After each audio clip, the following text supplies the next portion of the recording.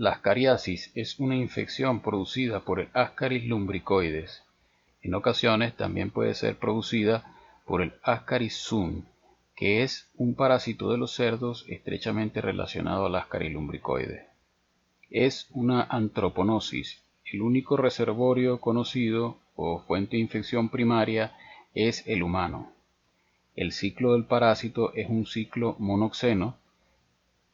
Habita el adulto en el intestino delgado de los humanos, en el yeyuno y el íleon. Sin embargo, a pesar de tener un ciclo monoxeno, sus huevos requieren un periodo de maduración en el suelo, por lo que esta parasitosis es una geohelminthiasis. Es posiblemente la parasitosis más frecuente en el mundo. Se estima para el 2015 en 762 millones el número de personas infectadas en todo el mundo. Aunque es difícil de estimar la mortalidad anual, algunos autores afirman que podría estar en el orden de 20.000 personas entre América, África y Asia. La mayoría de los pacientes son asintomáticos. Sin embargo, se puede presentar inicialmente un cuadro respiratorio con tos y sibilancias, posteriormente presentarse sintomatología gastrointestinal y trastornos nutricionales que podría llegar en casos extremos a la obstrucción intestinal o presentarse otras complicaciones.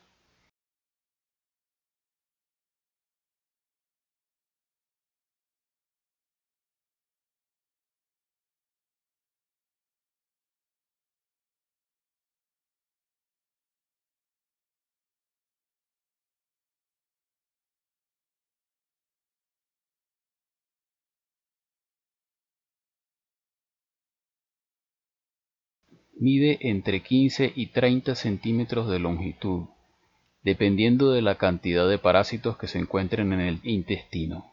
A mayor cantidad de parásitos, menor es la longitud que desarrolla cada uno. Su color es rosado claro nacarado, pero pueden tener también un color blanco marfil. El parásito es cilíndrico y sus extremos son puntiagudos. Generalmente el extremo posterior es un poco más romo que el anterior. El extremo posterior en la hembra es recto y en el macho es curvo. Presentan 3 labios gruesos en la extremidad anterior, 2 labios ventrales laterales y un labio dorsal.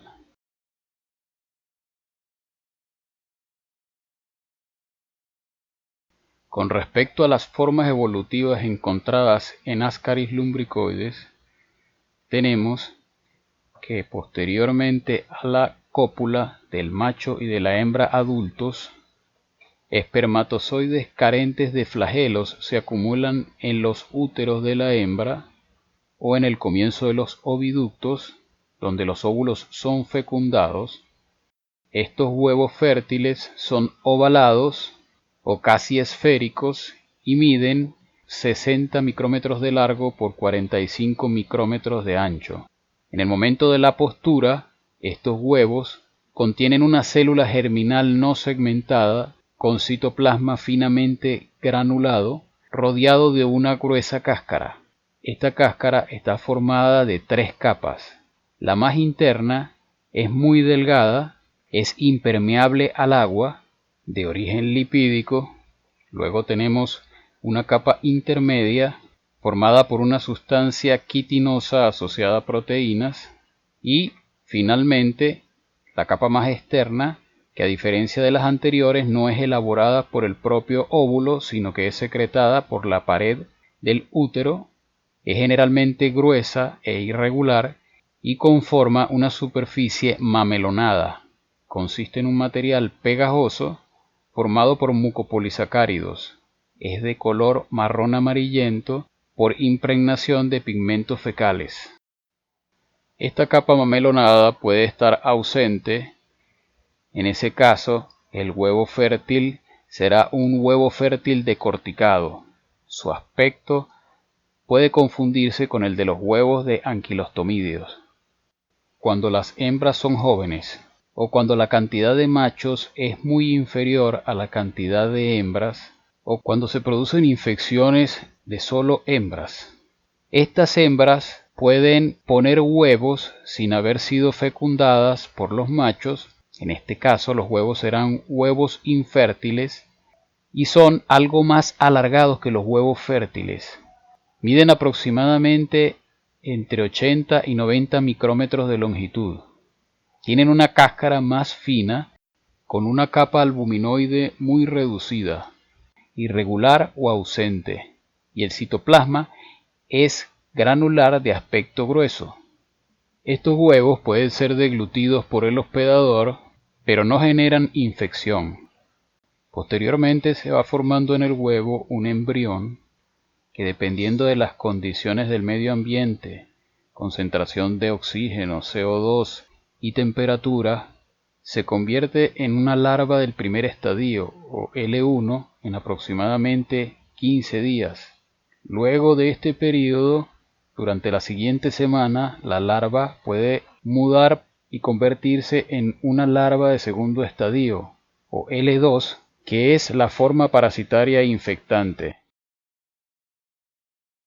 Luego de ser ingerida la forma parasitaria infectante, el huevo eclosiona y es liberada la larva L2 en el intestino del hospedador. Esta larva luego penetra por las paredes del intestino, llega a los pulmones y en los pulmones continúa su maduración hasta alcanzar el tercero y cuarto estadio, esto es, larvas L3 y L4, y continúa su migración hasta llegar al intestino, donde tiene su última muda a larva L5 o adulto joven. Las larvas L5 o adultos jóvenes migran al hábitat definitivo de los adultos, culminan su maduración hasta la forma de adultos, copulan y repiten el ciclo. Las larvas se diferencian de los adultos por su menor tamaño y por la menor maduración de sus órganos reproductores. El sexo normalmente se diferencia a partir de la larva de tercer estadio o L3.